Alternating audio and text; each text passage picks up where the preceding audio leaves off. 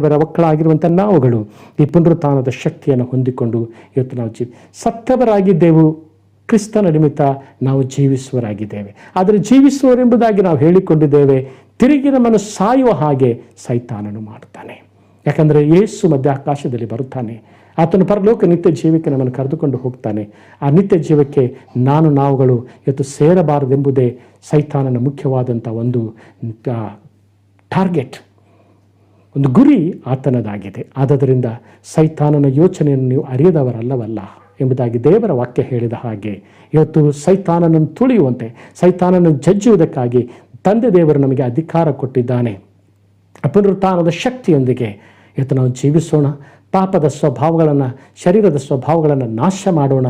ನಾವು ಯಾವಾಗಲೂ ಜೀವಿಸುವ ದೇವರಿಗೆ ಜೀವವುಳ್ಳವರಾಗಿದ್ದುಕೊಂಡು ದೇವರನ್ನು ಆರಾಧಿಸೋಣ.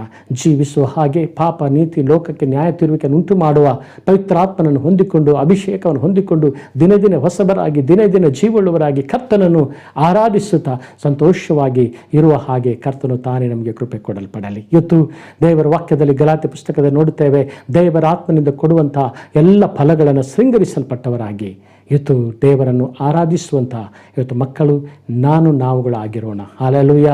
ಇವತ್ತು ನಾವುಗಳು ಆರಾಧಿಸುವಂಥ ದೇವರು ಈಗೋ ಜೀವಿತನಾಗಿ ಎದ್ದು ಬಂದದ್ದರಿಂದ ಆತನು ಇನ್ನೂ ಯಾವತ್ತೂ ಸಾಯುವುದಿಲ್ಲ. ನನ್ನ ಹೃದಯದಲ್ಲಿ, ನಿಮ್ಮ ಹೃದಯಗಳಲ್ಲಿ, ನಮ್ಮ ಅಂತರಂಗದಲ್ಲಿ ಆತನು ಯಾವಾಗಲೂ ಜೀವಿಸ್ತಾನೆ. ನಮ್ಮ ಕುಟುಂಬದಲ್ಲಿ ಯಾವಾಗಲೂ ಜೀವಿಸ್ತಾನೆ. ನಾವು ಹೋಗುವಿಕೆ ಬರುವಿಕೆಗಳಲ್ಲಿ ನಮ್ಮೊಂದಿಗೆ ಜೀವಿಸುವ ದೇವರು ಜೀವವುಳ್ಳವನಾಗಿ ಇದ್ದುಕೊಂಡು ಇರುವುದರಿಂದ ಜೀವಾಧಿಪತಿಯಾಗಿರುವಂಥ ದೇವರನ್ನು ಜೀವವುಳ್ಳವರಾಗಿದ್ದುಕೊಂಡು ದೇವರ ಆರಾಧಿಸುವುದಕ್ಕಾಗಿ ನಮ್ಮನ್ನೇ ನಾವು ಕರ್ತನಿಗೆ ಸಮರ್ಪಣೆ ಮಾಡಿಕೊಳ್ಳೋಣ. ಹಲ್ಲೆಲೂಯಾ. ಈ ಸಂದೇಶದ ಮೂಲಕವಾಗಿ ಕೇಳಿದ ವಾಕ್ಯಗಳನ್ನು ದೇವರಿಗೆ ನಮ್ಮನ್ನೇ ನಾವು ಸಮರ್ಪಣೆ ಮಾಡಿಕೊಂಡು ಪುನರುತ್ಥಾನ ಈಸ್ಟರ್ ಎಂಬುದಾಗಿ ತಿಳಿದುಕೊಂಡು ಈ ಪುನರುತ್ಥಾನದ ಕರ್ತನು ಯಾವಾಗಲೂ ನಮ್ಮ ಸಂಗಡ ಇರುವವನು, ಯುಗದ ಸಮಾಪ್ತಿವರೆಗೆ ಎಲ್ಲ ದಿವಸ ನಾನು ನಿಮ್ಮ ಸಂಗಡ ಇದ್ದೇನೆ ಎಂಬುದಾಗಿ ಹೇಳಿದ ಕರ್ತನು ನಮ್ಮ ಸಂಗಡ ಇದ್ದು ನಮ್ಮನ್ನು ನಡೆಸಲಿ. ನಮ್ಮ ಕಣ್ಣುಗಳನ್ನು ಮುಚ್ಚಿ ಪ್ರಾರ್ಥನೆ ಮಾಡಿಕೊಳ್ಳೋಣ.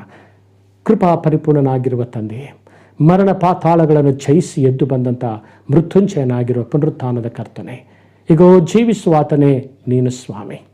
ಸತ್ಯನು, ಈಗೋ ನಾನು ಜೀವಿಸುವನಾಗಿದ್ದೇನೆ, ಇನ್ನು ಯಾವತ್ತೂ ನಾನು ಸಾಯುವುದಿಲ್ಲ ಎಂಬುದಾಗಿ ಹೇಳಿದ ದೇವರೇ, ಅಂತೂ ಕರ್ತನೆ ನೀನು ಪುನರುತ್ಥಾನವಾಗಿ ಕರ್ತನೆ ಮರಿಯಳಲ್ಲಿಯೂ, ಅನೇಕರ ಕರ್ತನೆ ಶಿಷ್ಯರಲ್ಲಿಯೂ, ಅಪೋಸ್ತಲರಲ್ಲಿಯೂ, ಯಾಕೋಬನಲ್ಲಿಯೂ, ಕೇಫನಿಗೂ, ದೇವರೇ ಪೌಲನಿಗೂ ಇವತ್ತು ನನ್ನೊಂದಿಗೂ ಕಾಣಿಸಿಕೊಂಡಂಥ ತಂದೆಯೇ, ನಮಗೆ ಅನೇಕರನ್ನು ಕಾಣಿಸಿಕೊಂಡಂಥ ತಂದೆಯೇ, ಇವತ್ತು ದೇವರ ವಾಕ್ಯಗಳನ್ನು ಕೇಳಿದ ದೇವರ ಮಕ್ಕಳಾಗಿರುವ ನಮಗೂ ಪ್ರತಿಯೊಬ್ಬೊಬ್ಬರಿಗೂ ನೀನು ಪ್ರಕಟಗೊಳ್ಳು, ಪ್ರತಿಯೊಬ್ಬೊಬ್ಬರಿಗೂ ನೀನು ದರ್ಶನದಲ್ಲಿ ಕಾಣು, ಪ್ರತಿಯೊಬ್ಬೊಬ್ಬರ ಮೇಲೆ ನಿನ್ನ ಪುನರುತ್ಥಾನದ ಅಗ್ನಿ ಅಭಿಷೇಕ ತುಂಬಿಸು.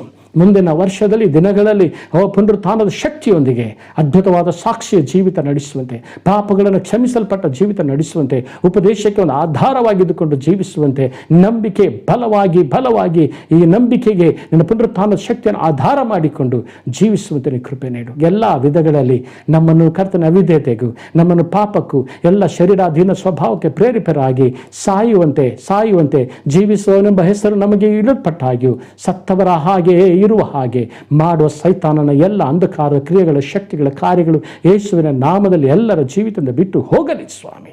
ನಿನ್ನ ಕೃಪೆ, ಪ್ರಸನ್ನತೆ, ಅಭಿಷೇಕ, ಆಶೀರ್ವಾದ ಎಲ್ಲರ ಜೀವಿತಗಳಲ್ಲಿ ನಿನ್ನ ಪುನರುತ್ಥಾನದ ಶಕ್ತಿಯನ್ನು ಹೊದಿಸು.